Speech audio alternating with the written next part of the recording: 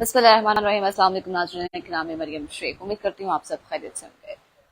नाज़रीन किराम, पाकिस्तान में फौजी एस्टाब्लिशमेंट से महाज आराई जो है वो कितनी महंगी पड़ती है सियासतदानों को, उसका जो है कह लें कि किस तरह से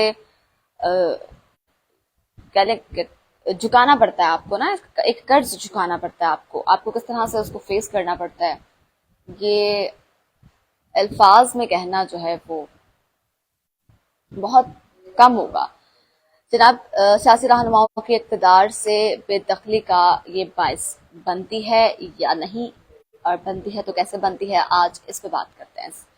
साबिक वज़ीर-ए-आज़म इमरान खान के मामलात आप सबके सामने आए, जो कुछ भी चल रहा है मुल्क में, जो सूरत हाल है मुल्क की इस वक्त, वो सब सामने है। साबिक वज़ीर-ए-आज़म और एस्टैब्लिशमेंट के माबैन तनाज़े की इब्तिदा तो उन वज़ारत उज़्मा के दौरान आखिरी महीनों से ही शुरू हो गई थी, ताहम जब वो सियासत में थे, जब उनकी गवर्नमेंट थी, तब से ही उनमें और एस्टैब्लिशमेंट में जो है वो तकरार शुरू हो चुकी थी। जनरल बाजवा, कमर बाजवा और इमरान खान के दरमियान बहुत सारी बातें ऐसी थी जिनमें इख्तलाफ था, जिनमें इत्तफाक नहीं होता था। जनाब, 9 मई को पेश आने वाले पुरतशद्दुद वाक़यात और जलाओ घिराव के बाद दुतरफा ताल्लुकात में बेहतरी का मुस्तकबिल करीब में कोई खास इम्कान नजर नहीं आ रहा, क्योंकि खराब ज़ाहिर है खराब हो चुके हैं। फौजी इमलाक को नुकसान पहुंचा, तनसीबात को नुकसान पहुंचा, जिस पर जो है वो हमारी एस्टैब्लिशमेंट पाक आर्मी जो है वो काफ़ी गुस्से में दिखाई देती है, क्योंकि उनको कहा गया कि हम लोग उनको जो है उनके जज्बात को मजरूह किया है, पीटीआई की जानिब से किया गया। 17 मई को एक वीडियो बयान में चेयरमैन पाकिस्तान तहरीक इंसाफ इमरान खान ने कहा कि एस्टैब्लिशमेंट इलेक्शन करवाए और मुल्क को बचाए। मैं कब से इंतजार कर रहा हूँ कि कोई हमसे बात करे, ठीक है। ताहम तज्जिया निगारों के मुताबिक मामला जिस तहज पर आ गए हैं या आ चुके हैं, इसमें कोई किसी किस्म की अब पेशरफ्त जो है वो होती दिखाई नहीं दे रही। इमरान खान की बातचीत की पेशकश जो है वो फिल वक्त पूरी होती नजर नहीं आ रही। पाकिस्तान की सियासी तारीख पर अगर नजर दौड़ाई जाए तो माजी में सियासतदानों और फौजी एस्टैब्लिशमेंट के दरमियान लड़ाई दो तरफा फासलों की खलीज को वुसअत देकर सियासी हुक्मरानों को इक़्तिदार से महरूम करने का जो है वो बाइस बनती है। इसकी इब्तिदा पाकिस्तान के क़याम के कुछ अरसे बाद से ही जो है वो शुरू हो गई थी, क्योंकि पाकिस्तान की तारीख में ऐसी कई मिसालें मौजूद हैं जिनसे साबित होता है कि फौजी एस्टैब्लिशमेंट से महाजराई का अंजाम कभी ना तो सियासत और ना ही सियासतदानों के हक में सामने आया है। बहुत ही संगीन कह लें कि नताइज निकलते हैं इसके, जैसा कि अभी भी हम सबके सामने है, सबको क्लियर नजर आ रहा है।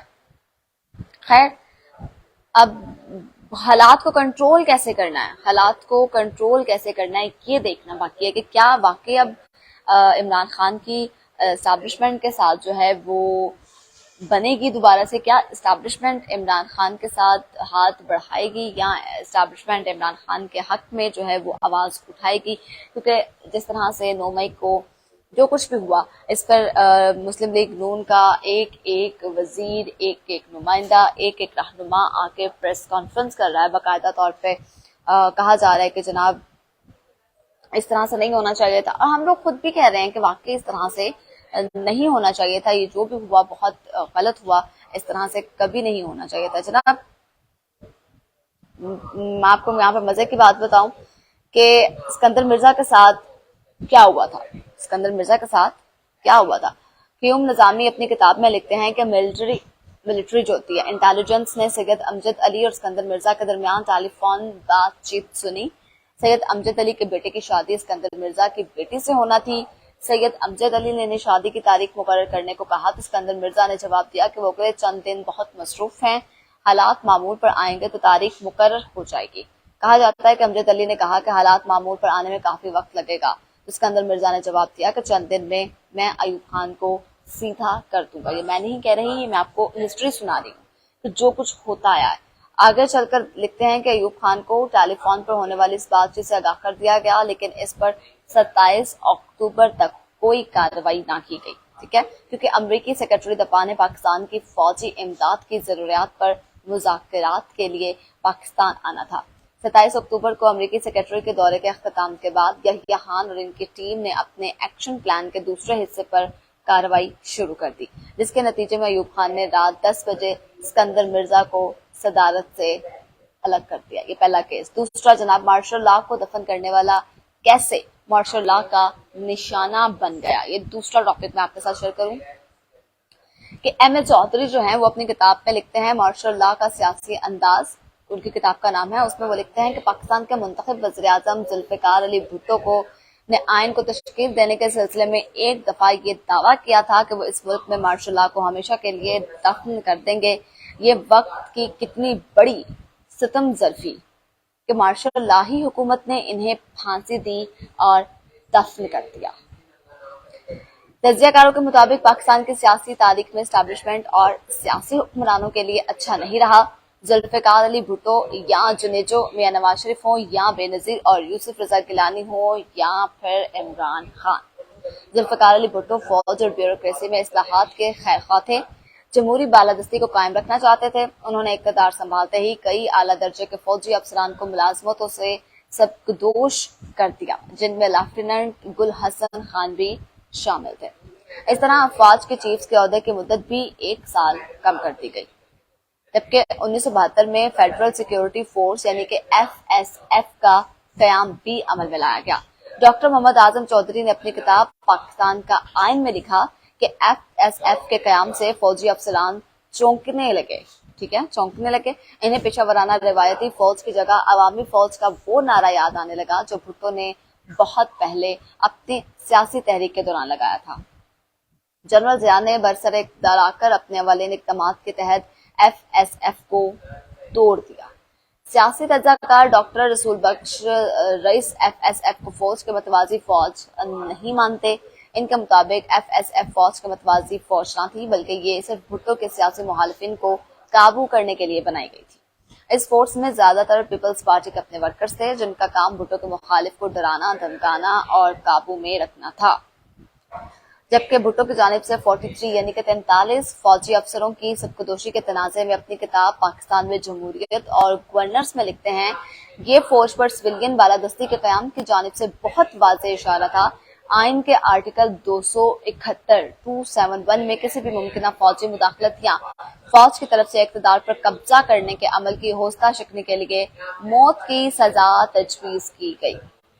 जनाब जनरल के M आरिफ अपनी किताब हाकी साय में लिखते हैं कि भंडारा ने मुझे बताया कि उन्होंने एक बार ज़िया से सवाल किया था कि आपने भुट्टो हुकूमत क्यों गिराई। ठीक है, ज़िया ने इसका जवाब देते हुए कहा, किसी रोज मैं आपको भुट्टो के बारे में ऐसी मालूमात फराहम करूंगा कि हैरत से आपका रवां दवां शशदरा रह जाएगा।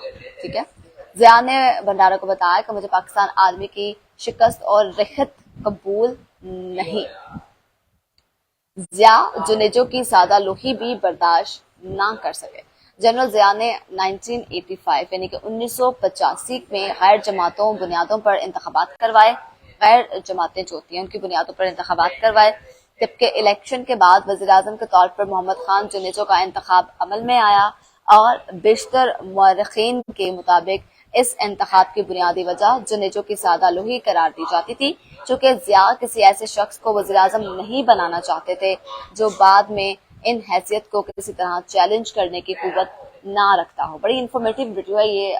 कुछ चीज़ें ऐसी हैं जो हम लोगों को नहीं पता होती, लेकिन अगर उस पर सर्च की जाए, उसको स्टडी किया जाए तो बहुत सारी चीज़ें हमारी नॉलेज में आती हैं, हमारी नॉलेज में इजाफा होता है और हमें पता चलता है कि ये भी हुआ था। मगर जुनेजो और ज़िया के माबैन ताल्लुकात कुछ ही अरसे बाद खराब होते चले गए। बिलाखिर मई 1988 को सदर ज़िया ने जुनेजो को ओहदे से हटा दिया और कौमी असम्बली को तहलील किया।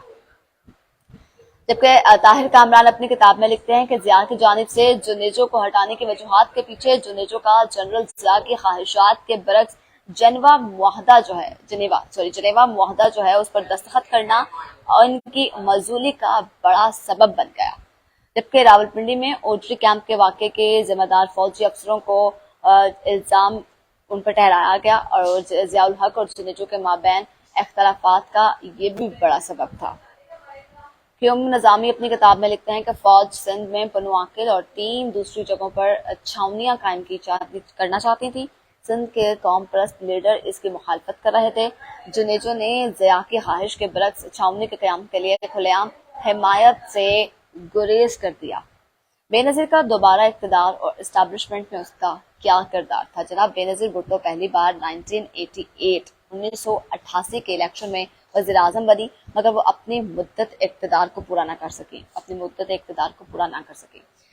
جبکہ طاہر کامران اپنی کتاب میں سید سبقت کا حوالہ دے کر لکھتے ہیں کہ سب سے طاقتور ادارے کے ساتھ بے نظیر کے تعلقات کی خرابی کی 4 وجوہات تھیں جو ان کی حکومت کے خاتمے کا سبب بنی۔